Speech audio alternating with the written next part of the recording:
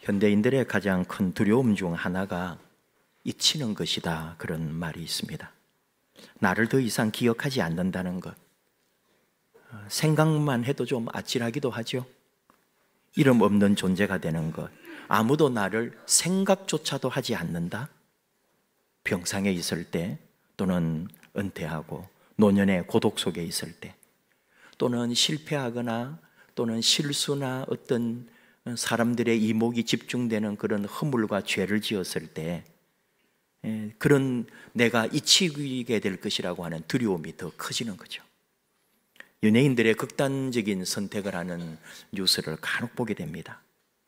음주운전을 했다더라, 여자 또는 이성 문제가 생겼다더라, 또는 자기가 유명한 배우라고 스텝이나 다른 사람들에게 갑질을 했다더라, 이런 소문이 나면서 뉴스까지 막 나오는 거예요. 그래가지고 더 이상 출연할 길이 좀 막힌다든지, 어떤 사람은 2년, 어떤 사람은 4년 이상 이름도 없이 숨어 지내고 하는 그런 게 있죠. 근데 그러다가 어떤 사람은 극단적 선택을 하는 거예요. 왜 그러냐? 더 이상 출연할 곳이 없는 그런 겉으로 드러난 현상 때문이 아니고, 내면 깊은 곳에 이제 내가 더 이상 사람들 앞에 설 수 없고 내가 영원히 잊히게 될 것이다 하는 두려움 때문이라는 그런 연구가 있습니다. 나는 알려져야 되는데, 나는 배우인데, 나는 연예인이고 스타인데, 나는 많은 사람 앞에 더 드러나야 되는데, 사람들이 나를 보고 환호해야 되는데, 스타가 원래 그래야 되는 건데, 이제는 사람들이 나를 돌아보지도 않아요. 나를 기억해 주지도 않아요. 나를 부르지도 않아요. 찾지도 않아요. 어디 무대에 설 기회도 없어요. 바로 죽음과 같은 현실이 되어버리는 겁니다. 그러니까 이걸 견디지 못하고 극단적 선택도 하게 되는 거죠. 죽은 자의 집 청소라고 하는 책이 있습니다. 우리가 흔히 마주치지 않는 삶의 뒷면을 보여주는 그런 책입니다. 요새는 그런 분들의 이야기를 방송국에서 어떤 다큐로 찍어가지고 보여주기도 하더라고요. 죽음의 자리를 마주하는 사람, 사람들이 죽고 난 뒤 아무도 찾지 않는 그런 집, 오랜 시간이 지나서 발견되는 고독사, 가난 속에서 또는 병환, 원래 가지고 있는 지병으로 앓다가 마지막 숨을 거둔 그런 노인, 아무도 오지도 않고 시신이 다 부패하고 그러고 있는 중에도 나중에 이웃에서 냄새가 난다, 이상하다, 그래서 신고해가지고 그런 곳에 이제 이 특수 청소부들이 가서 청소를 하는 거죠. 이들은 말합니다. 단지 쓰레기를 치우는 것이 아니라 존재의 흔적을 마지막으로 만지는 사람들입니다. 나는 그 사람의 삶을 모릅니다. 그러나 이 자리를 소중히 다룹니다. 누군가는 이 사람을 소중히 여겼을 테니까요. 고독사라고도 하고 고립사라고도 지금 이제 이름을 좀 용어를 바꾸자는 말도 있고, 무연고 사망자, 이런 식의 말도 있어요. 근데 그 말뜻마다 다 미묘한 차이가 있기 때문에 아직 하나로 정리는 되지 않은 것 같아요. 우리 안양에도 희망사랑방, 여러분이 많이 후원도 알고 계시는 유쾌한 공동체는 무연고 사망자들 장례를 유쾌한 공동체 안 목사님이 그걸 합니다. 혼자 하기 불편하면 가까이 있는 우리 목사들을 불러서 청계의 공동묘지에 시에서 좀 허락을 해준 데가 있거든요. 우리 그 무연고자들 안양 장례식장하고 협의가 되어 있어서 하루 시신을 인수해가지고 하루 안양 장례식장에 이렇게 보관을 하고 그 다음날 바로 발인을 해버리는 거죠. 아무도 찾아오는 사람이 없고 무연고로 죽어간 사람이기 때문에 장례해 줄 사람도 없는 게 너무 안타까워서 그런 유쾌한 공동체라든지 이런 사회 단체에서 장례를 치러줍니다. 어쨌든지 근데 참 재미있는 게, 이 시신을 제일 먼저 발견하는 사람은 그 시신을 발견하는 이웃이거나, 그리고 실제로 그 방을 문을 뜯고 또는 창문에 방범창을 뜯어내고 유리를 깨고 들어가서 시신을 수습하는 사람들은 소방관들입니다. 그리고 경찰. 그러니까 그 사람들이 가지고 있는 그, 여러분도 많이 들어보셨지만 외상 후 스트레스 엄청나다는 거 아마 들어보셨을 거예요. 그 죽은 사람의 시신을 제일 먼저 수습하는 사람들의 그 고통과 그 정신적 질환까지 치료받아야 되는 거예요. 약을 먹어야 되고. 얼마나 그런 걸 보고 또 수습하고 그 허물해진 시신을 다, 그리고 여러분 이게 사람이 상상할 수 없는 정도로 소방관들이나 경찰들은 수고를 하는 거죠. 그 사람들이 시신을 처리한 후에 그 집을, 그 방을 정리하는 사람들이 그 마지막 그런 드라마도 그런 게 있었죠 아마. 그리고 그런 일을 실제로 하는 사람들이 있습니다. 고독하다는 거, 잊혀진다는 거, 그러니까 아무도 찾지 않는다는 거, 참 그런 게 우리 인생에 얼마나 비참하고 얼마나 마음 아픈 일이에요. 근데 오늘 하나님께서 시 139편 시인 다윗의 고백을 통하여 하나님은 우리 인생이 아무리 어두운 골짜기를 걷고 우리가 어떤 상황에 처해도 하나님은 결코 우리를 잊지 않으신다고, 우리가 하나님에게는 결코 잊히지 않는 존재라고 말씀하고 계십니다. 결코 잊히지 않는, 하나님은 나를 완전히 아신다는 거죠. 나를 아심으로 내 생각, 내 말, 내 행동, 심지어 내가 이 땅에 만들어지기도 전에, 내가 조성되기도 전에 하나님은 이미 나를 아시고 내 생각까지도 알고 계셨다. 하나님은 우리의 모든 것을 다 알고 계신다. 그래서 하나님은 어쩌면 나보다도 나를 더 잘 아시는 분이시다. 어떻게 생각하면 하나님이 나를 안다고, 모든 것을 안다 그러면 그게 두려움이 될 수도 있거든요. 그건 우리 생각인 거죠. 하나님이 우리를 아신다고 할 때는 두려움이 아니라 위로가 되는 겁니다. 나는 나를 다 모르는데 하나님은 내 모든 형편을 알고 계시기 때문에 절대로 놓치지를 않는 거예요. 어느 글에 보니까 이런 게 있더라고요. 아이가 태어났는데 계란이 들어간 걸 먹으면 바로 온 몸에 반점이 생기면서 숨이 막힐 정도로, 이건 병원 없으면 죽을 수도 있는, 그러니까 계란 종류가 들어가는 음식도 어떤 것도 먹으면 안 되는 거죠. 아이스크림 같은 것도 절대로 못 먹고 얘는. 그런데 이제 엄마 마음은 항상 안타깝고 좋은 것으로 잘 키우려고 하는 거죠. 자기도 모르게 비스켓이라든지 어디 뭐 다른 뭐 우리로 말하면 어린이집이라는 유치원에 가서 그런 간식거리를 잘못 먹으면 큰일 나는 거예요. 자, 그래서 또 엄마는 안타까워 가지고 얘를 잘 키우려고, 그래서 어디도 데리고도 많이 가고 뭐 이렇게 뭐 다 좋은 거 해주려고 하는 거죠. 그리고 그렇게만 아니라 이 아이한테 엄마의 모습도 보여줘야 되겠다 해가지고 엄마가 옛날에 무용 같은 걸 뭐 공부를 했는지 전공을 했는지 그렇대요. 그래서 주부 무용단, 주부 이런 데 가서 활동을 하고 얘는 또 엄마 하는 데 따라가서 보고, 그리고 이제 그래서 엄마를 통해서 좀 어떤 영향도 받고 그러라고, 그래서 그 무용단에서 활동을 하는데 어느 공연을 하는 날인 거예요. 그러면 이제 뭐 우리 다 공연하면은 집안이나 식구들이나 아는 지인들 다 초청하고, 그래서 그 팀뿐이 아니고 아마 그런 무용팀이나 그런 팀이 있겠죠. 그날 공연을 하는데 이 엄마가 공연을 하는데 자기 아이가 저 무대 저기 방청석에 앉아 있는 거 아니에요. 여기는 밝아요. 그 사실은 무대는 밝아도 그 사람들 관객 있는 데는 좀 어둡잖아요.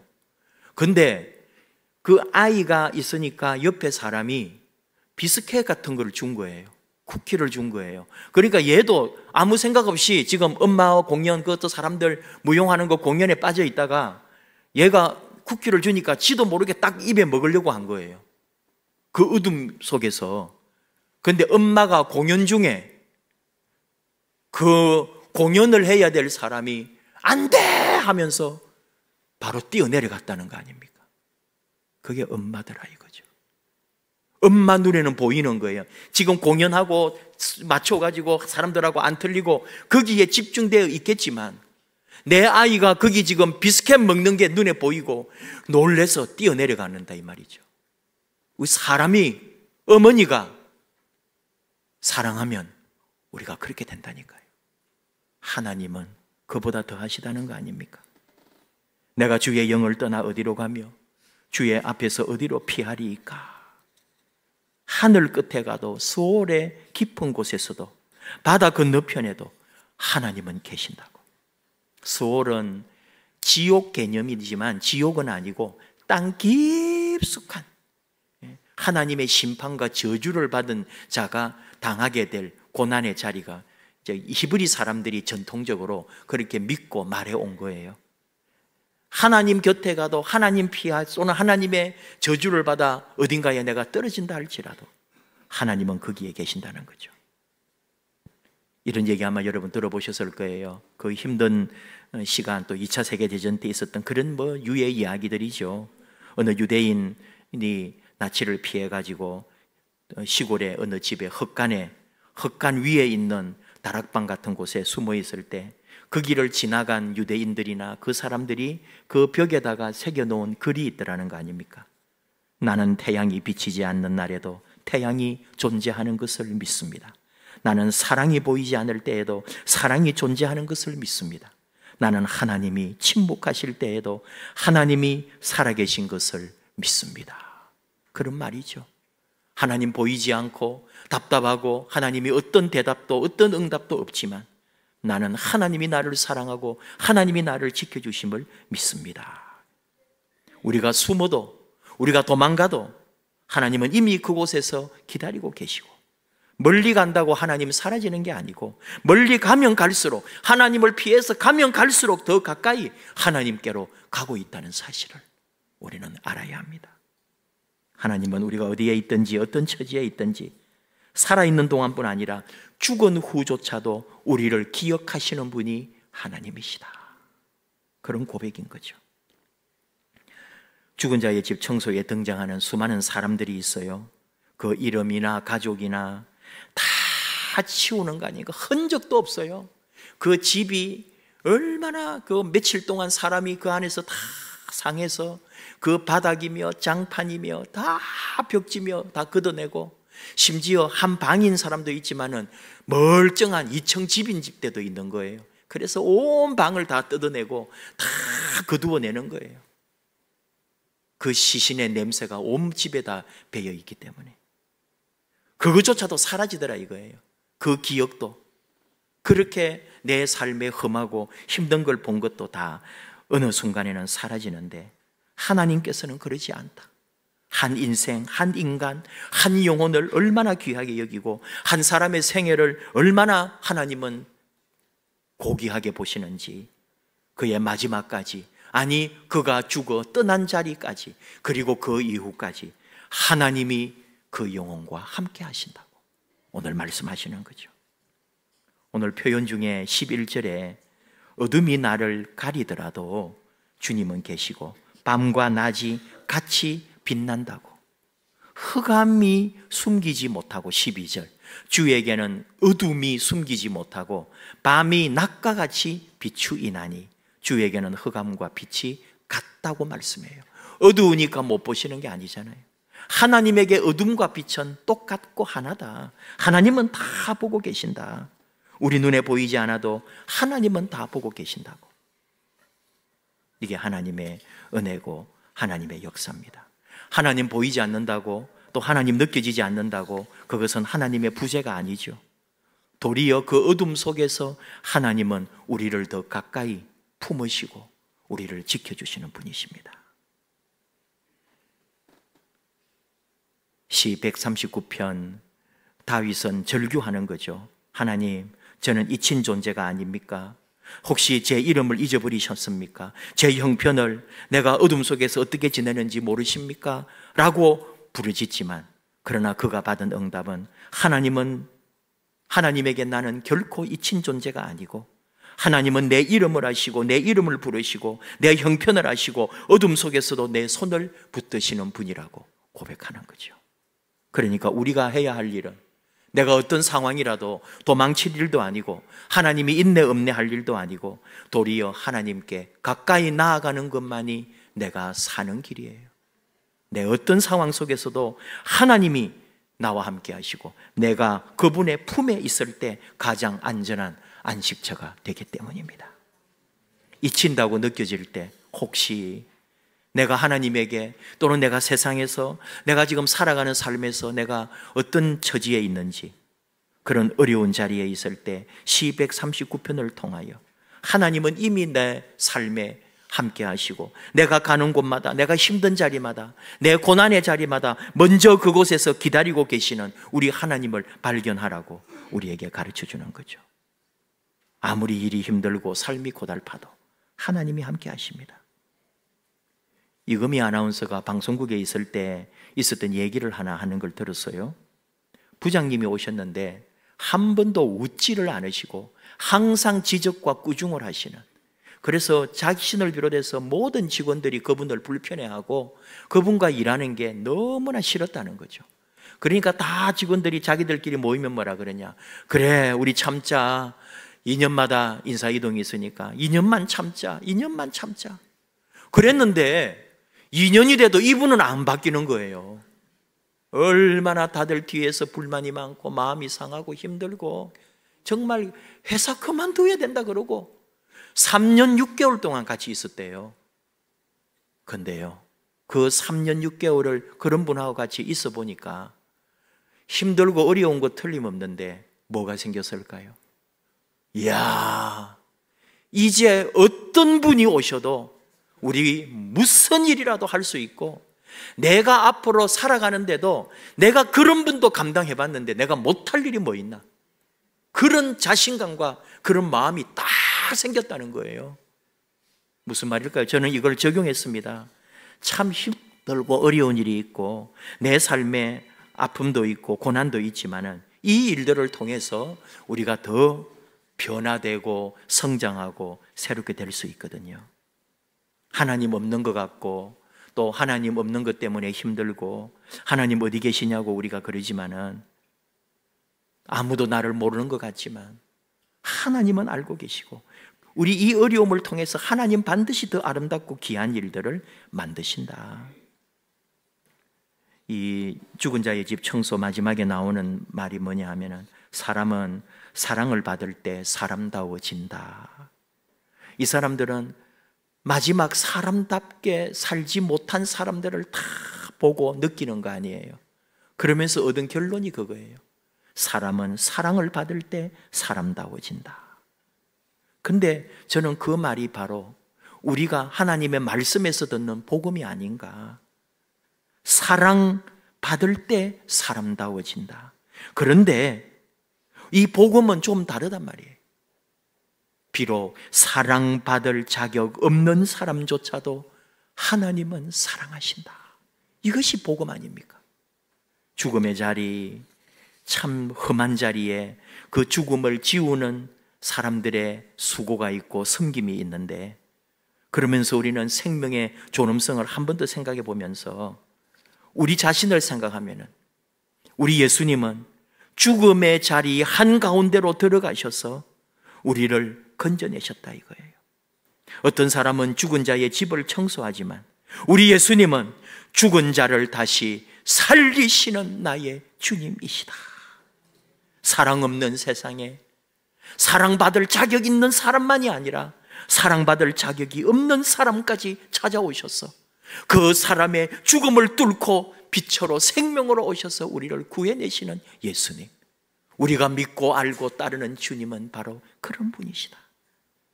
그는 나를 잊지 않으시고 영원히 그분에게 나는 기억된 바, 그가 나를 기억하시는 분임을 우리는 다시 고백합니다. 그러면서 하나 더 생각하는 거죠. 나는 누군가에게 기억되는 사람일까? 또 하나 더, 나는 이름 없고 보잘것없는 한 영혼에 대한 기억과 관심과 사랑으로 나아가며 대하고 있는가? 늘 우리 그리스도인의 기도의 제목이고 우리 삶의 성찰이 될 것입니다.